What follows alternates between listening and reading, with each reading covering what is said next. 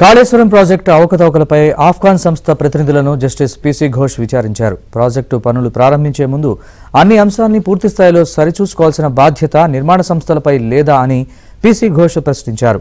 టెండర్ల వ్యవహారం అసమగ్రంగా ఉన్నప్పుడు వాటి గురించి ప్రభుత్వాన్ని అడగాలని, ముందే జాగ్రత్తలు తీసుకుని ఉంటే నష్టం జరిగేది కాదని వ్యాఖ్యానించారు.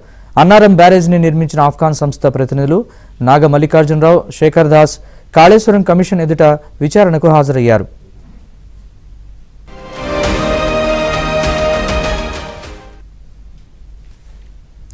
గతంలో ఆఫ్ఘాన్ సంస్థ దాఖలు చేసిన అఫిడవిట్ల ఆధారంగా కమిషన్ వారిని ప్రశ్నించింది. 100 ఏళ్లు ఉండాల్సిన బ్యారేజీలో ఏడాదికే సమస్యలు ఎందుకొచ్చాయని కమిషన్ ప్రశ్నించింది. అయితే ఈపీసీ ఒప్పందం జరిగి ఉంటే సర్వే సహా అన్ని అంశాల్ని తామే చూసుకునేవాళ్లమని ఆఫ్ఘాన్స్ ప్రతినిధులు కమిషన్కు చెప్పారు.